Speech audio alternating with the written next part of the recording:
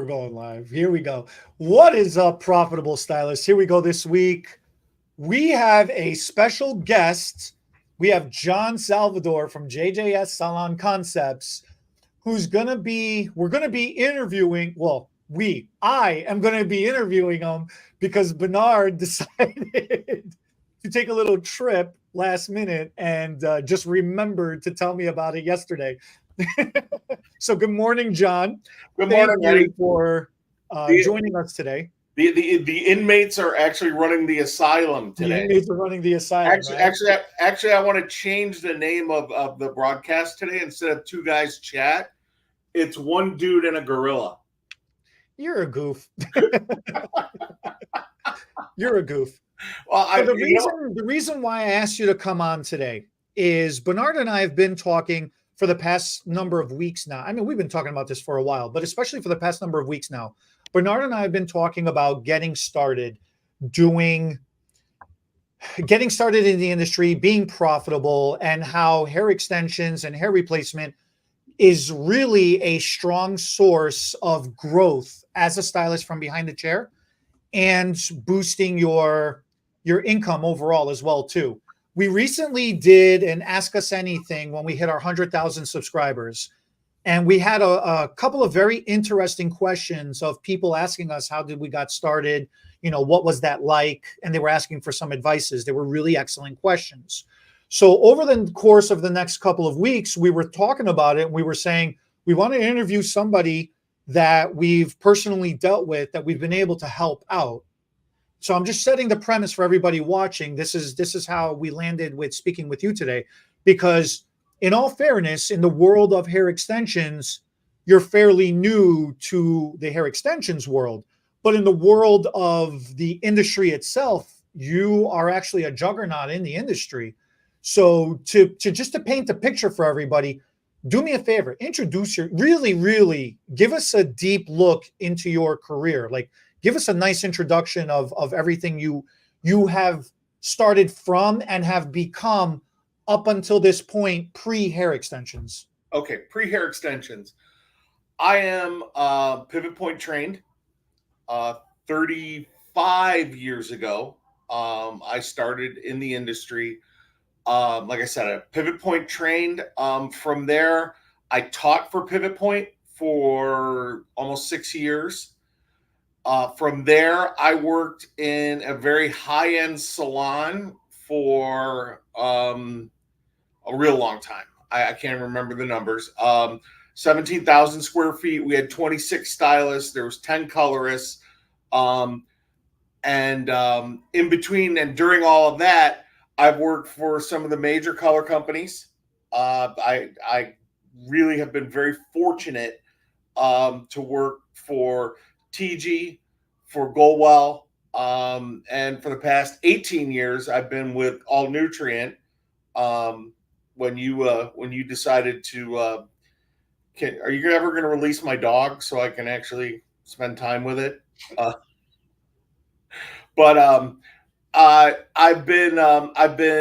done pretty much most of the major shows, if not doing platform work behind the scenes in the model rooms and things like that.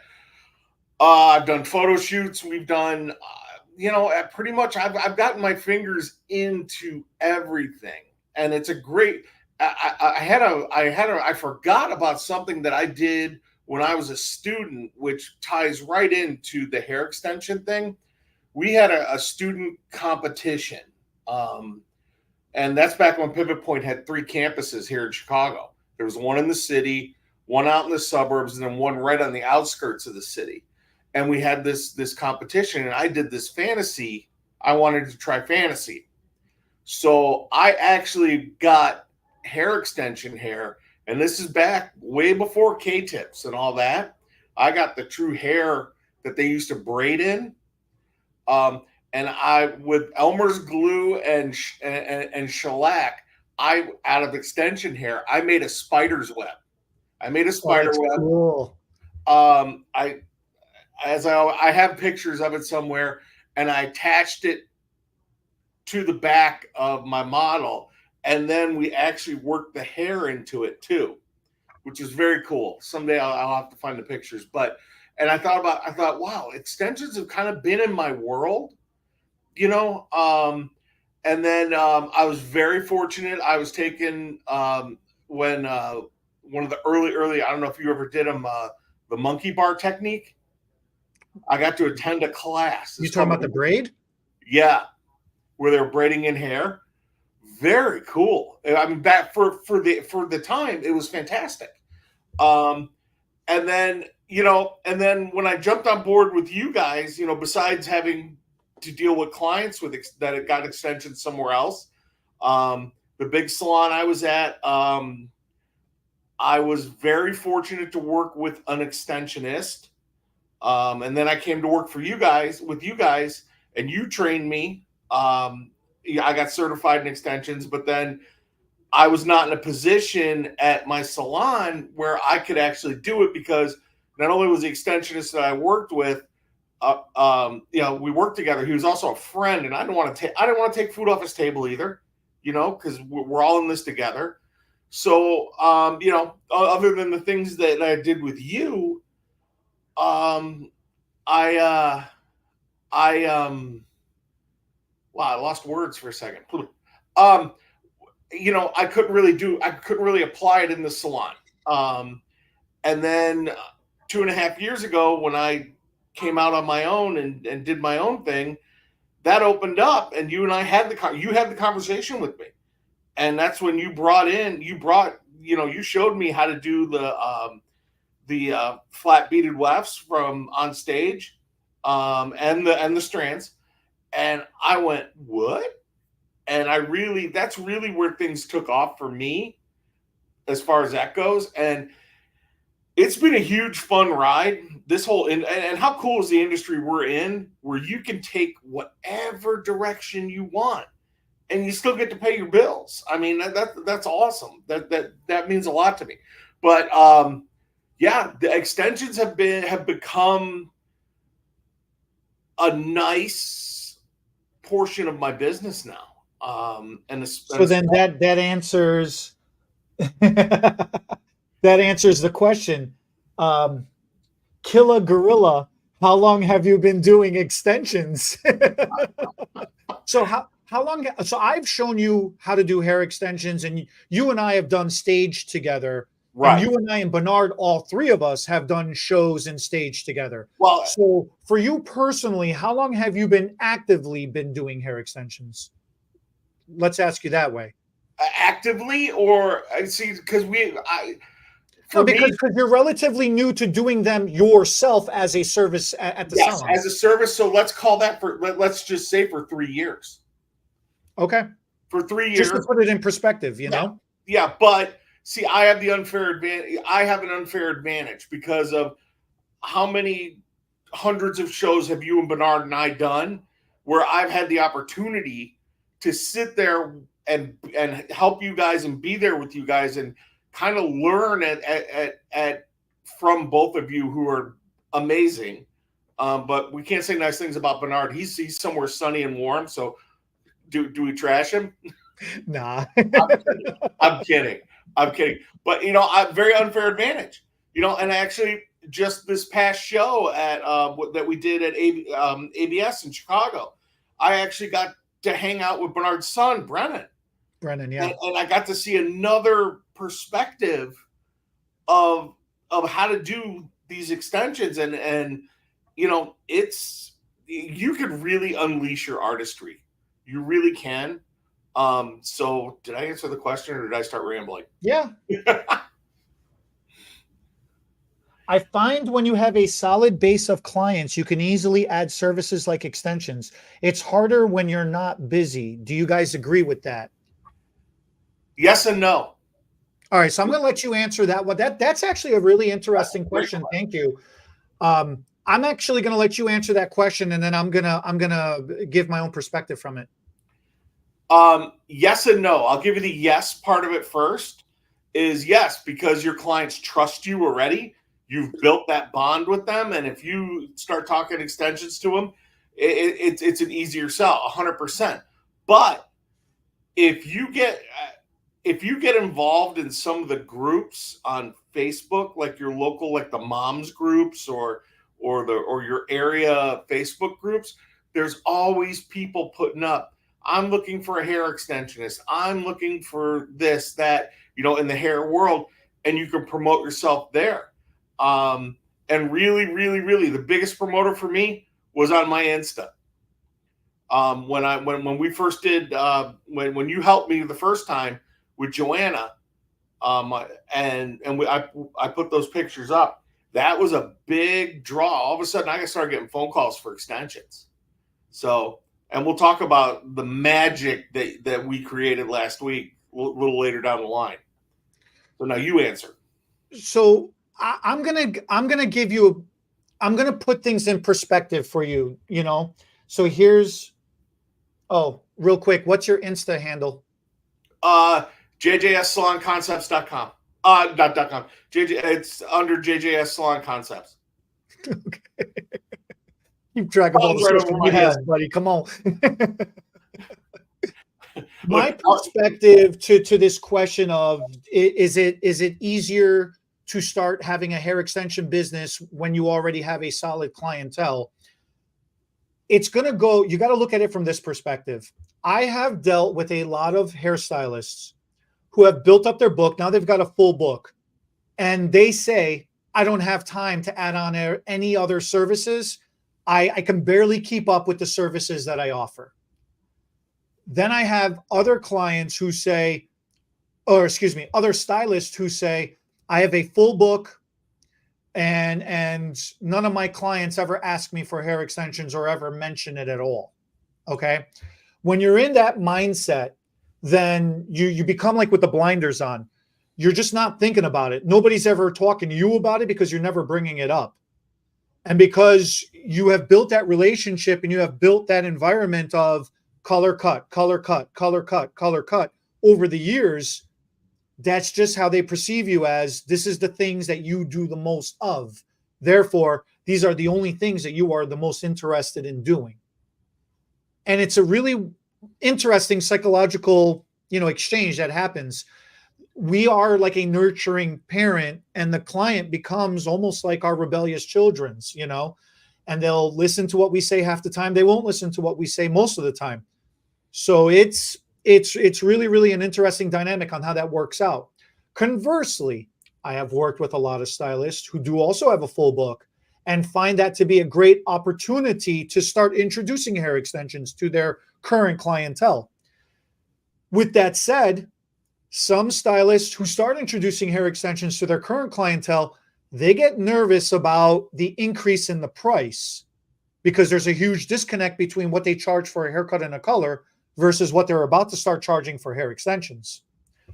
So then I have seen, unfortunately, a lot of stylists fall into that trap of they're not maximizing the full potential of the profit margin they can get from their prices with hair extensions. They actually undercut themselves to try to stay within some kind of perspective with their regular haircut, color, other service pricing. Okay.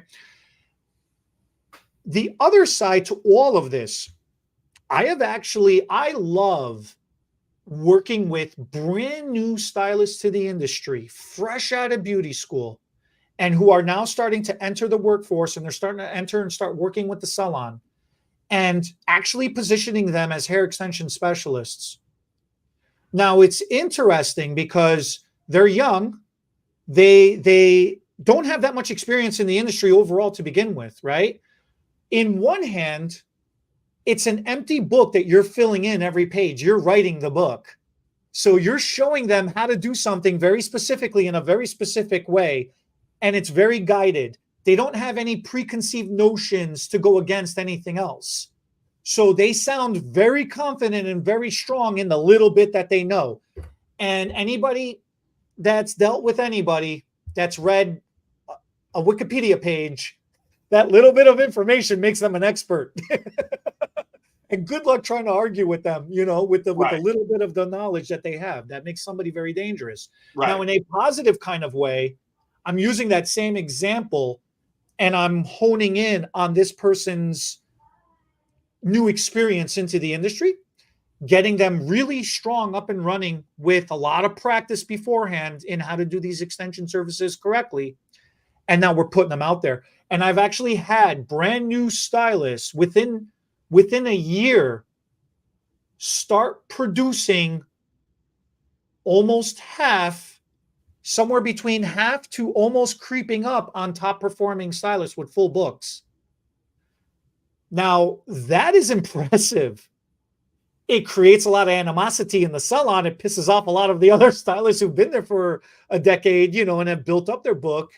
But why? Why? Answer that question for me, because it's something that I've had a hard time with for 30 plus years. Is if someone is hustling and someone is bringing people in bodies into the salon, why does that create animosity? It's all your habits.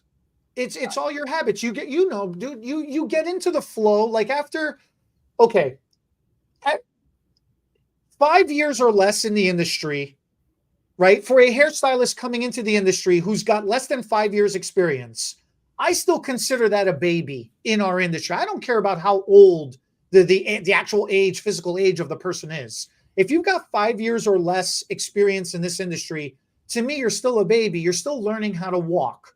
You're still learning the ropes. Everything is brand new. Everything is exciting. You don't have any bad habits formed yet. Everything you're seeing is the first time you're seeing something. When you start hitting 5 years of experience up to 10 years of experience, to me, that's your teenager years. That's when you're going through puberty. That's when things are starting to click. Things are starting to make sense. You're finally starting to grasp a handle on what's going on. And you're still nervous, but you're not as scared anymore, because everything old becomes new. And that's when the fashion cycle starts to come back around again. So you're like, oh, I just did that when I first started, or I just learned about that when I was in beauty school. Now it's starting to become a thing, So 5 to 10 years is kind of like your puberty. It's kind of like your teenager years. After 10 years of being in the industry, now you finally hit your groove. You kind of know who you are, what kind of stylist, what kind of specialty you have. You kind of have your comfort zone, and you've developed your habits at that point. After 20 years and longer, I'm going to make fun of myself. I'm going to make fun of you, because you and I have gotten each other out of that ruts at times. It's just you're on autopilot, man. You know what you know. Sometimes you feel like there's nothing else left to learn. And then you start looking at other people coming in and their excitement, like you get beat up by the clients a little bit. The industry is a hard industry. Not anymore. Well, no, hold on. There is that time when you do feel like enough is enough, and you're just sick and tired of dealing with the grind. There are stylists that feel that, and this is why Bernard and I created, the Profitable Style. This is why the whole Two Guys Chat thing started, was in an effort to not get stuck in that rut and feel like you're just in the trench with nowhere to go, and there's only no man's land to run into. There was that light at the end of the tunnel, and we were going to become that beacon. Like that was the whole thing, was to keep that motivation going. At that point, that's when everything changes. Unfortunately, though, when you see a younger stylist in the industry coming in with fresh ideas and fresh look, unfortunately, negativity rules. It's why people love these housewife shows and these dramas and all these other things. So as soon as somebody comes in and they start doing something fresh, a lot of, older guard will look at them and we'll go like, little punk, you think you did that? Yeah, I did that 25 years ago. You're calling it this thing, that's nothing new. We used to do that back then. And it's like, okay, but stop crapping on them. And as soon as somebody starts doing a little bit better than you are, you're like, instead of applauding that and getting inspired by that, we tend to put that down. That's my point. We do tend to put that down, and it's rough. It's really rough. I don't personally agree with that, When I see somebody coming in fresh and they're starting to kick some butt and they're starting to be profitable, I'm looking at them going, damn, good for you. You know, how did you do that? Let me see if I can learn something from that. See that's my you just hit my point exactly. My point is instead of being jealous and going, I always looked at the young up and comers to see what I could learn from them and what are they doing that I'm not doing, so I could bring myself up and keep myself juiced. See, that's why you, like you said before in can I mention what we do What's that? at SFTB? When you and I were talking about this a couple of weeks ago, where we talked about getting a hairdresser buddy that you can feed off of each other the way you and I do. Because how many times do I call you during the day or you call me during the day? Hey, I got this going on, you know, and really reach out and help each other grow. Yeah. And I think that's the coolest part about what we do is we can bring each other up and along with us. I look at all the people that I've trained, 20 plus years of training at the salon. And I see a lot of these young hairdressers now, and I'm friends with them on social. And I see the cool stuff they're doing. You know, I got two that were just two that I trained that were at Paris Fashion Week. How cool is that? I wasn't, I was more like, that's awesome. Great for them.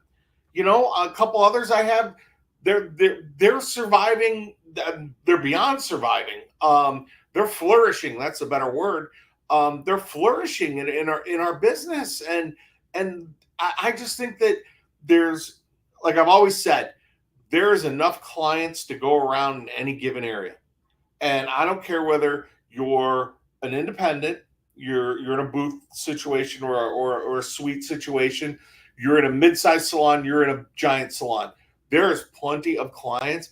And the matter of fact is getting your name out there so you open up your pool that you can fish from. So here's another good question. Most of my clients are just color and cut clients. Should I try to transition them to extension clients or build a new clientele strictly for extensions? I live in a small town, so clients are scared to give them a try. Yeah. So that's really cool. That is the reality of making that decision. Okay. Now, Bernard constantly references this all the time. Once you hit a cap in your book, once you're full, what do you do? How do you move up into the next bracket of income? Especially if you're in a small town, you know, where the cost of living may not be as necessarily as expensive as, say, a larger downtown city type thing, right? So then how do you do that? And how do you stay competitive? So one way is you work more hours in the day. That's physically not ideal and sustainable. The better idea is to raise your prices by 10%. It's not a huge increase, but it is an increase. Because you've raised your prices 10%, you're going to lose 10% of your clientele immediately like that because you raise your prices. But what's going to happen is it's going to open up your book by 10%. It's going to empty out your scheduling by 10%. So now when you start refilling that and start rebuilding that back up again, that new clientele is going to be at that higher percentage pricing. So you're actually going to balance out. Okay. You're going to be working either the same amount of hours or a little bit less hours, but you're going to be producing the same amount of income. And now when you start building your book back up to the full book that you had prior before, you're actually 10% ahead. You're actually more than 10% ahead. Right. As far as directly answering your question, you got to make a decision. If you're just doing color and cuts, that's okay. There's nothing wrong with that. No. If you want to transition into being a hair extension specialist, you could still keep doing cut and color services. There's nothing wrong with that either. Okay. One of the decisions that I had made was as Two Guys Chat and the Profitable Stylist started growing and becoming more popular. Alongside that, I'm in Chicago. Bernard is in New Orleans. So locally, I'm attached to HTB Beauty. That's our distributorship. Bernard is attached to your extensions group, and on stage, that's his distributorship, right? So independently, he had to make a choice to move from behind the chair to run the business more, right? Mhm.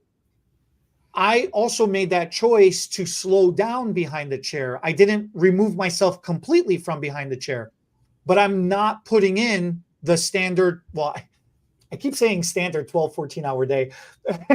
That's just my time of that was my prime.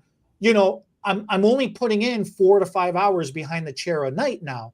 Now, to me, a lot of people tell me that's still a lot of hours. To me, I'm like, I'm barely putting in any time behind the chair because I come from a time and an era where you grind it out 12, 14 hours. Okay.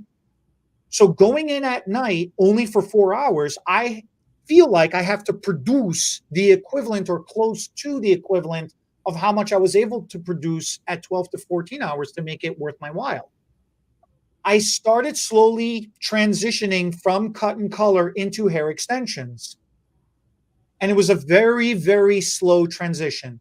From there, I started only doing cut and color on the clients who are hair extension clients.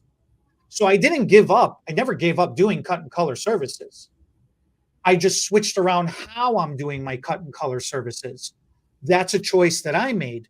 Now, this will be an interesting perspective for you because when you went independent, you and I, we talk all the time. And the first year, especially when you opened up, I want you to share your story with this person who asked this question because I was riding you really hard to start offering hair extensions immediately.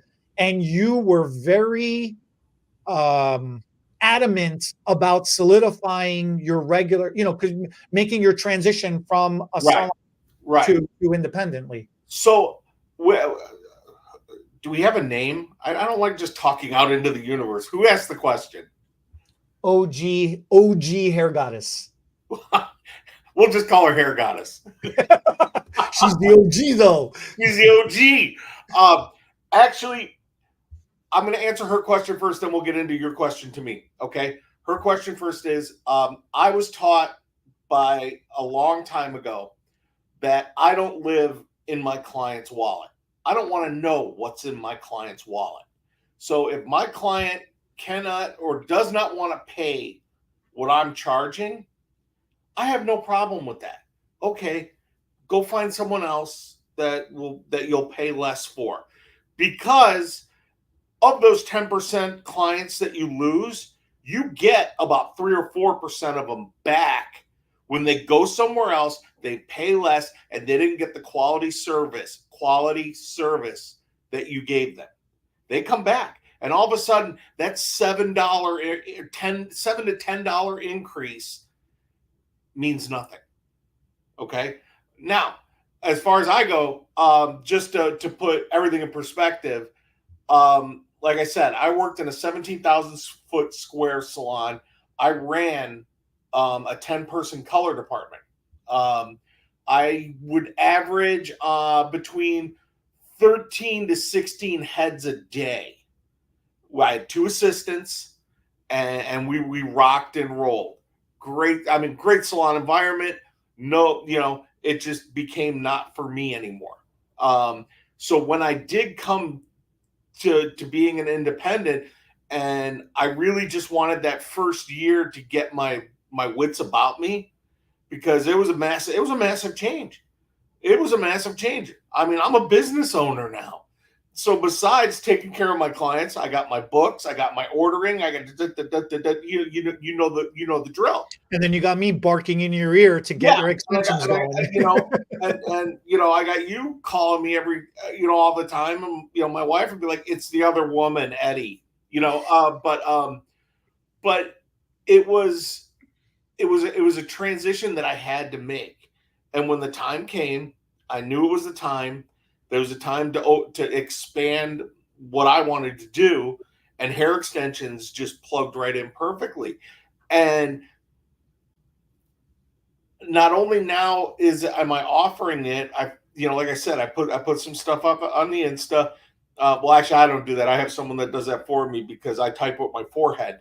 Um, but we extensions has really become.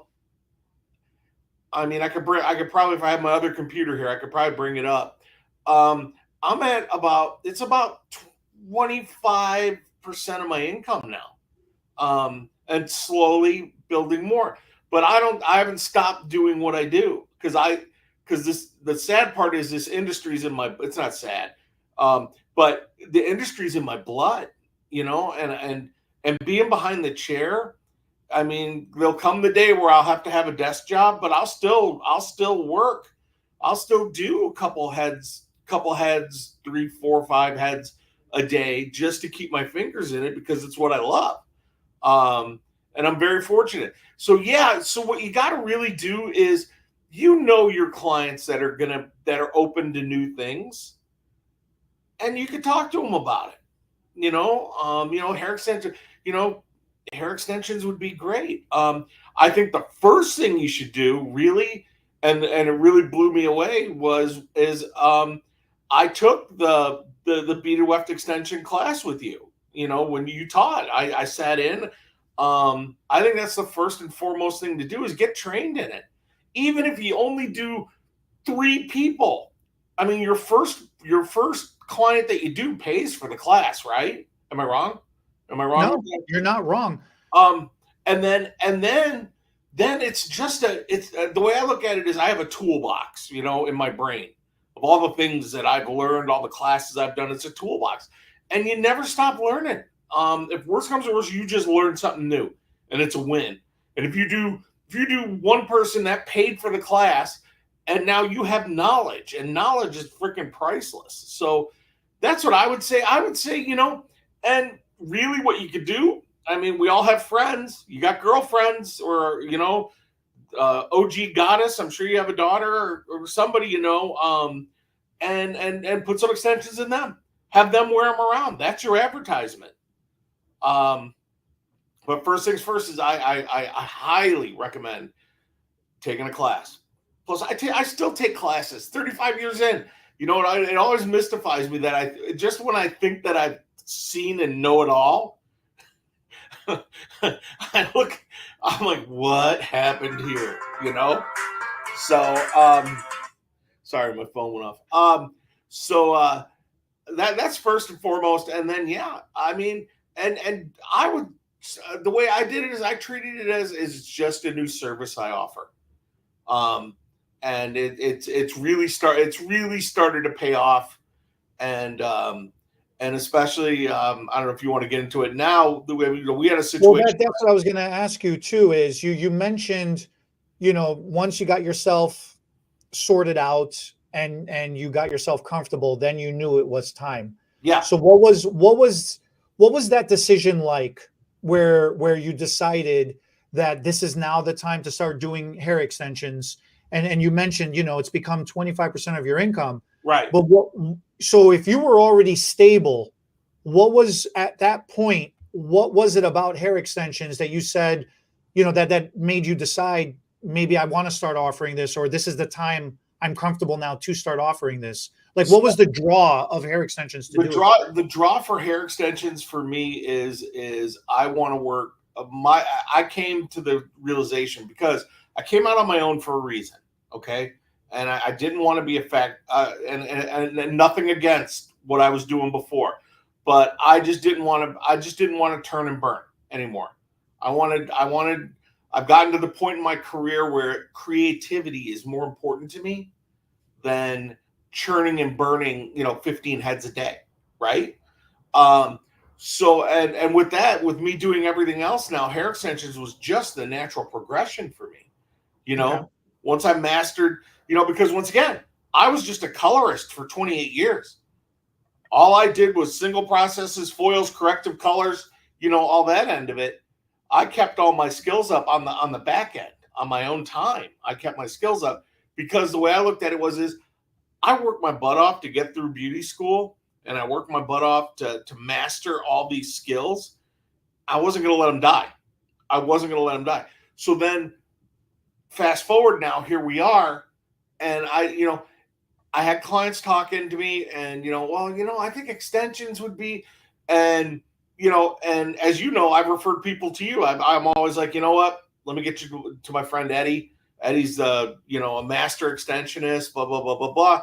And that one girl Joanna looked at me and she said, well, why can't you do it? And I went, it was kind of that, we all have them, that aha moment where I was like, I'm certified, and yeah. Sometimes life works that way, guys. Am I wrong? It's that aha moment. We all gotta hit that. We all gotta hit that aha moment. That's why I still chuckle when you like you said with your clients. They're like, your client. She was like, "You write down my color, right? Yeah. You write down what type of haircut I have, right?" And you're like, "Yeah." But you didn't write down what side of the head I part my hair on? Never write down what side you part your hair on, and I'll never remember it either. I will ask you 20 years later, each and every time, which side do you part your hair on?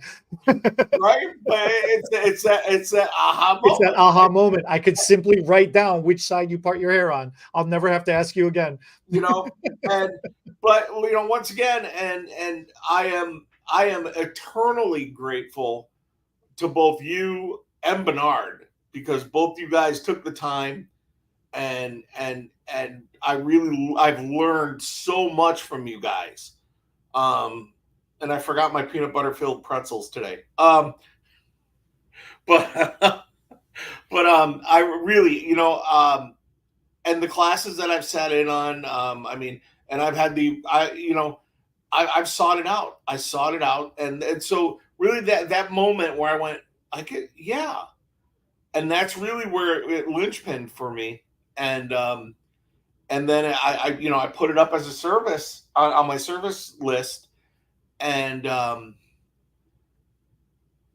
of a sudden I just noticed that more and more people were asking about hair extensions, and especially now with graduation wedding season that we're in, all of a sudden it's become it's a hot topic of discussion now, right? Yeah, and the funny thing about hair extensions is I remember when hair extensions first became prominent, and I remember listening to some of the older stylists, and they're like, "Oh, this stuff will never last," and my favorite, since we're talking, since we're getting into this, my favorite was hair extensions will ruin your hair.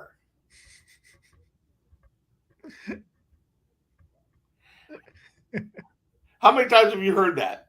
Man, but Bernard and I have done plenty of live streams reviewing, right, does it actually cause damage or not? Right. And it doesn't.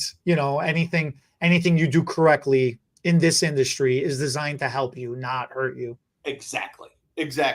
So with that being said, that's where I launched off of. That's really, and you were a big driving force behind that, because you were constantly all over me about it, and it's really panned out. And the coolest part, like I keep saying, and I'll say it 1,000 times before we get off this stream, we work in the, and I don't even think work is the wrong word. We're in the coolest freaking industry ever, because you can keep growing and you can keep moving forward at your will. It's at your speed. It's not at anybody else's speed. It's at your speed. You do it how you want to. How cool is that? How many of your friends that work other jobs, in other industries, can they say that? They can't. Nope. They punch in and they punch out, and then they just look forward to the weekend. And then I hear about hump day, and I never understood what that was. And then it's like, oh, you got a case of the Mondays. I never understood what that was. Halfway through Friday, they're like, all right, they're already checking out. I'm like, I still don't understand what that is, because we work Saturdays, we work Sundays, we work, we could work 3 hours in one day and produce the equivalent of 8 hours. We can work 8 hours and produce the equivalent of overtime. So it's amazing. Share with me. So I know you've been wanting to get into this. Share with me like your experience with the hair extensions. I know you mentioned that I helped you a couple of times in the beginning. Right. And I know that was really impactful for you. You always bring that up. It's embarrassing for me, but you always bring it up. it was huge. And I, I don't like to give you compliments because then you run around. You're like a toddler with a new toy. Anyway, I'm going to give you guys the most recent one. Okay, I have a client. She's been with me since almost 30 years. Um, and she got a bad first time. She got a bad haircut. She has naturally curly hair. It's thick, and the first person cut the corners off, and it made her crazy. And then a good friend of mine who who's real close to me, I sent her over to him because he really specializes in curly hair. He's really good with it, and he tried to fix the haircut, which then took these sides, because the ends were just paper, took these sides up even more. And I get a panic phone call, and then she showed up here, and she's in tears, and completely, and plus I do her color. So she's like, I got a big family, but I never do this right. So if I insult anybody, I apologize. Bat mitzvah. Bat mitzvah. Bat mitzvah. She's got a bat mitzvah. Family that she hasn't seen in 10 years are going to be there. She just lost her husband. It was a lot. And she goes, what can we do to fill this in? I want my hair back. And I said, we could do extensions. But I was a little nervous because I've done extensions, but not to fill in the way this needed to be filled in. So I knew I needed someone with a whole crap ton of experience, and I wasn't about to fly Bernard out here. Okay.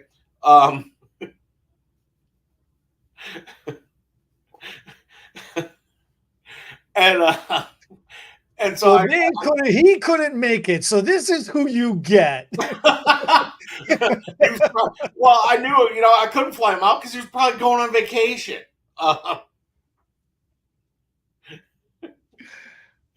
love Bernard, man. He's awesome. And so do I. I love him to death. I like giving him a hard time. But anyway, so, I called you and we did a consultation with you. You drove up here. We did a consultation with her, and to watch you do what you do, and because you're very factual, you were very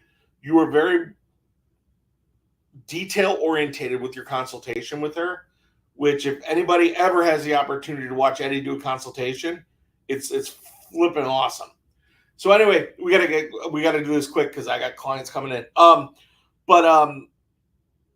We did a consultation with her, and I watched her calm down, and she felt so good about it. We set a plan up. She left, and we figured out the color. We ordered the hair. By the way, if RJ's watching, RJ, thank you for the overnight, brother. You saved us. We did the beaded wefts on her. And on stage overnighted hair to us. And Eddie came in to do the extensions with me.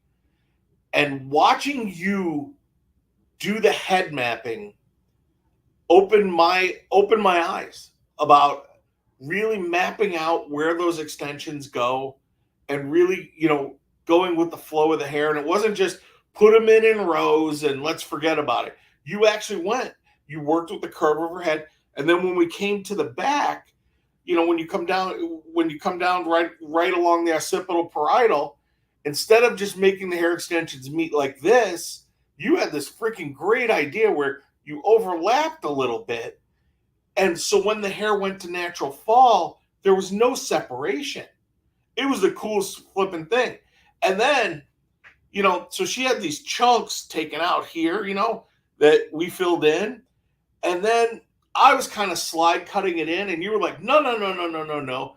And watching you cut these extensions, I'm going to take another class, because You went in with this cutting technique with the texturizing shears that blended everything perfectly. It was so freaking motivating that 2 weeks later now I'm still motivated by this whole thing.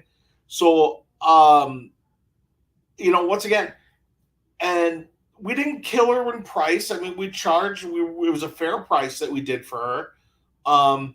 And it's 4 hours worth of work, and that's with her color because I did her color right before it.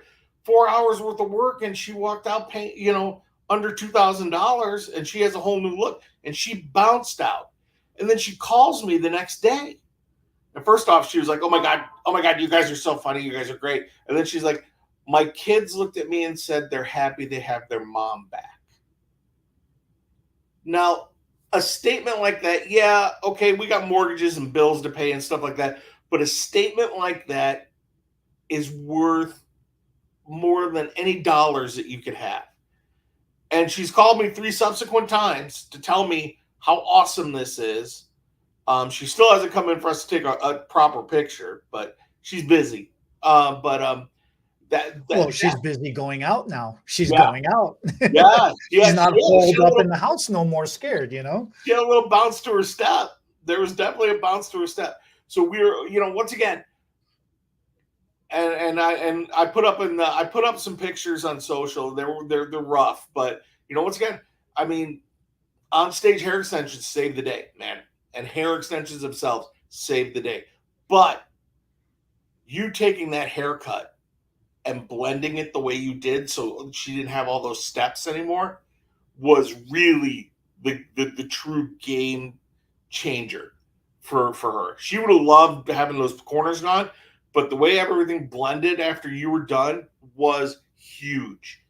And I don't like to give you compliments. Normally I like to make you feel bad about yourself, but because that's our friendship. True friendship. But very, very fortunate and lucky that we could offer that service and really, and then that's another step with the hair extensions. Not only do you learn to put them in, but now you've got to actually work them into the haircut or work the haircut with the extensions, and that's another way of cutting hair. It is not just tongue, and I've seen Bernard do it a couple times at shows where he was doing this notching technique. I think he was doing it on Vinci.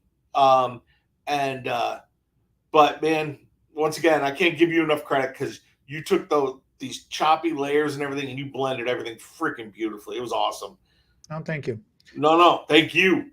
It's a lot of, unfortunately, with all the great intentions, somebody goes in to place hair extensions and they get stuck in the pattern. Like it has to go in like this. And the fear of being a little bit more creative or going against the grain or going against the rules, it hinders a lot of people from moving forward and trying things out. And one of the primary reasons why that happens is because it's a very costly service. So you have to make those mistakes. It has to cost you a couple $1,000s in the beginning, or throughout your career, but you can't ever be scared. I talk about this all the time on Two Guys Chat. I talk about this with Bernard all the time. Nervousness is okay. Being scared is not okay. You should kill all fear, all scared out of your vocabulary. You should, but it's okay to be nervous. It heightens your senses. It actually makes you more aware of everything that's going on, right? And being able to not follow the rules per se, just because that's what everybody else is doing. Sometimes in certain situations, it's okay to do that. And those customizations is what makes the huge difference. It's the huge, huge difference. A lot of hair extensions get applied underneath the occipital bone. And a lot of people are afraid to put hair extensions in through the crown. A lot of people are afraid to go above the parietal. And I get it. You're in no man's land, and that gets really rough, okay? A lot of people also want to put hair extensions in straight rows. They're afraid to go in on angles. Or if they do go on the angles, they got to be always soft angles. You can't put them on too severe of an angles. And I agree with that as well, too. In certain situations, you have to reevaluate what's going on for that client's hair. And when you have a choppy haircut, when you have a heavily layered or a heavily textured haircut, the only way to break out those weight lines and to, or I should say, diffuse those weight lines is to install the extensions higher up on the head. And then by putting them up higher on the head, all that hair traveling down, you'll naturally start diffusing out some of that weight lines to begin with. Even before putting the extensions in, come up with a plan to pre-cut that hair first, just to blend out any heavy weight lines that are showing up to begin with. So then this way, when you go to put the extensions in, blending just becomes easier. Okay. So that's a great advice that I could tell you. As far as for the angles go, just because she wants heavy corners, like in this example, she wanted really heavy corners. She was showing pictures of what she used to look like when before this unfortunate, haircut that she had gotten. Right here, guys, look real quick. I don't know if you can kind of see it. Can you see how with the glare? I try to tilt it a little better. Yeah, there you go. Yeah, that's the before. That's the before. That was rough. Yeah, and then now this was before Eddie blended it in, but if you look, the glare is too much. Yeah, your glare is really killing it. But yeah, this was before the haircut, but you can already start. I don't know how good you can already start to see. I mean, it already starts blending out a lot of that weight lines and a lot of that choppiness.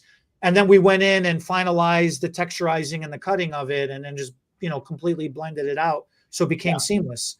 Yeah. But you got to be able to explain to that client, we are not a copy machine. There's no way we're going to be able to fully replicate what was there from prior or whatever inspirational picture you're coming in with, Right. It's a lot of work. And it's a lot of when the client is nervous or when the client is sad, when they're not feeling good, you gotta put yourself out there and you got to put your heart out there a little bit more than what you're comfortable doing. You got to prop them up. You got to make them feel like this is about them and they are going to look good and they are going to feel good because they should, because that's why they're coming to us. That's our whole point. That's what we do. So yeah, it was, that's just the latest in what you and I have done together, just as a support from the brand and as an educator and just, growing friendships over the years of knowing each other. Right. How do clients find you primarily? They find you on Insta? Is that your primary thing? Insta, Facebook. I have a website too. It's all JJS Salon Concepts .com, and then also on Facebook and Insta. And the girl, actually, like I said, I have Paige. She's amazing. She understands all of this black magic that completely goes over my head.